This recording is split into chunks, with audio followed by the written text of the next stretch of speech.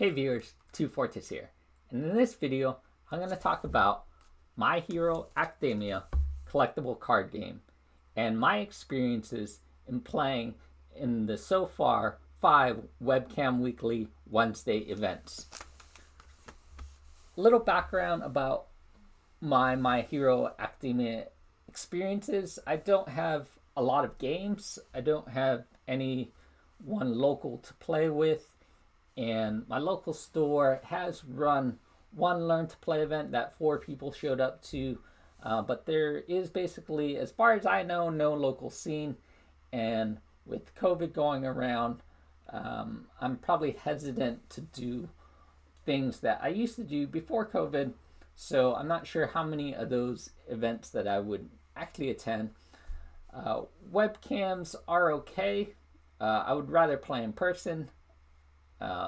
But I also don't want to play too many webcam events. But I think it's a kind of a double-edged sword.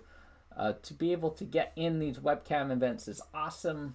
I really am happy that Jasco is able to do this, and I'm able to get in some games. But these are basically the only ways I'm able to get in some games. I have not played Universus before, so this is my first entry into Universus. And I like the game. It's really fun. It's interesting. I like my hero. I think the cards are really thematic. They flow really well. And I think I just need to get a few more games under my belt. But so far I've played in 5 webcam weeklies. The first week I ran a Shigaraki on death. The second week I ran a Frappy on air. The third week, I heard that Shigaraki on fire was supposed to be really good, so I went back to Shigaraki and I played him on fire. In the fourth week, the DLC came out. I was able to get my hands on some DLC content, and it was legal. So I went to an Uraraka 2, and in last week's event, I really like how Shigaraki plays. But I went back to Shigaraki on death with a different build this final time. So I just wanted to talk about some of my experiences. I think the community is really awesome. All the games I had are really fun, and I met some really awesome people playing the game. And so definitely the first week playing Shigaraki, I made a ton of mistakes. I probably made a ton of mistakes on all my games. And just to let you know, on all 5 weeks, I did not go 3-0 on any of those weeks. On one week, which I played the Uraraka 2, week 4, I did go 2-1, and I believe my loss was to a Bakugo who was running a bunch of secret rares and promos and a lot of like non-normal cards. So for attacks, so it's kind of interesting.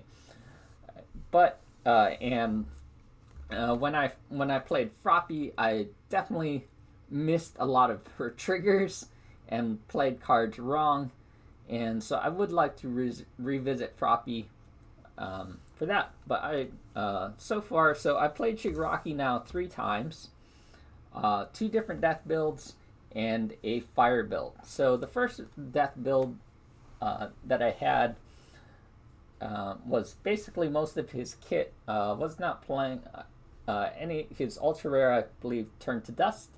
I had 1 evil gaze, and the biggest misplay on that was on one game I did draw an evil gaze, and I was waiting to play it as a defensive card, but I never had the correct block to destroy the extra foundation, and so I was never able to play evil gaze, and so I held on to it for way too long. I should have just played it on the attack to get +2 speed instead of saving it for the defense, and then I just kept holding it and holding it and holding it, and nothing ever happened. So I definitely I evil gaze I I put up on a pedestal too high because I only had one Evil Gaze. Um, when I played Shigaraki on Fire, I can see how people might like Shigaraki on Fire. There was definitely a lot of card draw, which is really cool. The other really interesting thing is I don't have any Frigid Heat Waves, so I was not playing any Frigid Heat Waves, and it's interesting because Frigid Heat Wave is a ranged attack. So, are you playing Shigaraki with Frigid Heat Wave and Shigaraki's ability? Kind of anti thematic, I guess, but that's fine if people want to play Frigid Heat Waves and you play a bunch of ranged attacks with Shigaraki. That's kind of interesting. I'm not sure how that goes into that thematically. So maybe that's why I didn't do so well. Probably not the only reason. I also think Turn to Dust is a good card, but I also feel like Merciless Rush is also a good card. So the third time I played Shigaraki, second time on Death, I basically hardly play. I didn't play. I played one Turn to Dust, and the rest of his cards were not in his kit, which was kind of interesting. The DLC was available, so I had Float Combo, and basically all my attacks were high. But the problem I found so far while playing all my games with Shigaraki is people want to block everything. I think he has really good matchups with Kirishima and Nomu, and some of the other strong characters, Kamui Woods, potentially Jiro, but people want to block all of Shigaraki's attacks. So I had some really good games with Kirishima, but the problem is that I think most people that you play, they're going to be at 26 to 29 health, and Shigaraki can melt you really quickly, but I think you need 2 turns with Shigaraki. So Shigaraki, depending on what kind of hand you have, I feel like so far I've been able to do about 20 points of damage in 1 turn. But it's hard to do 26 to 29 points of damage in 1 turn, so you need that 1 turn with Float Combo and his ability of 5-point burn touch to get your opponent down to about that 20 range. And when they're in that 20 range, then you can potentially go in for that strike, or you can draw it out to a 3-turn attack, like if you're gonna fight Nomu or something like that. But I found that people want to block me, and then so my games go long and they all go to time. So I think Shigaraki has a great matchup against Kirishima. Like I said, he does really well. But the games go longer, and if there was no time, if you had longer than an hour to play, then I think Shigaraki is a good character and can go all the way. But I think he, at this current time, with the time limit of an hour, 50 minutes to an hour, Shigaraki, in my opinion, does not have what it takes to get into the top 8 in a high level tournament. So in a high level tournament, I think 3 characters that you're going to see quite a bit are going to be Kirishima, you're going to see Eraserhead or Aizawa, and you're going to see Jiro. So those are the 3, I think, top characters. And I think even though some of these tournaments here that you've been seeing have not been those 3 characters all the time, I think 50%, maybe even 60% of the field in top level tournaments are going to consist of those 3 characters. Especially with no diversity rule, I think you could potentially have diversity 3. I think that would be really good if you had diversity 3, even maybe diversity 2. I don't think you should have diversity 1 at this current time. But I think a Diversity 2 or Diversity 3 would be really good. But currently, they don't have that diversity rule where only if the top eight consists of all Kirishima, then that's going to be the top eight.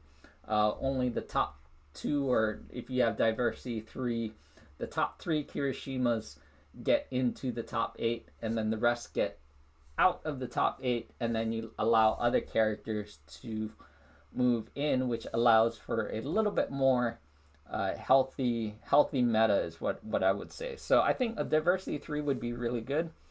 Having 3 Kirishimas, 3 Jiros, 2 Erasers, I think whatever, that's fine. But I don't like to play meta, so I probably am not going to play any one of those characters. So I did the best with Uraraka 2. I know a lot of people call her Chacho. That is her first name, but I call her Uraraka. I think I might try her on Death, maybe try her on Air. I'd also like to give Froppy another go on Air, even on Life. I think people like to play her on Life just for passing the torch.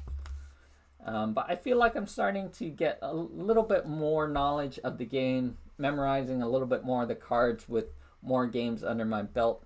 But I keep seeming to go back to Air and Death.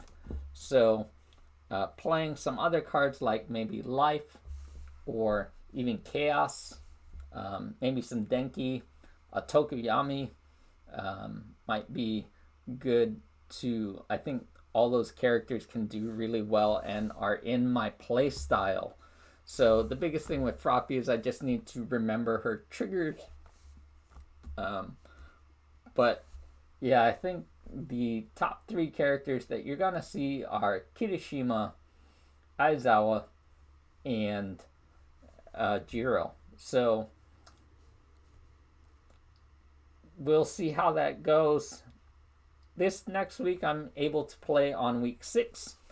So I'll probably play maybe a Froppy on Life. See how Froppy on Life plays.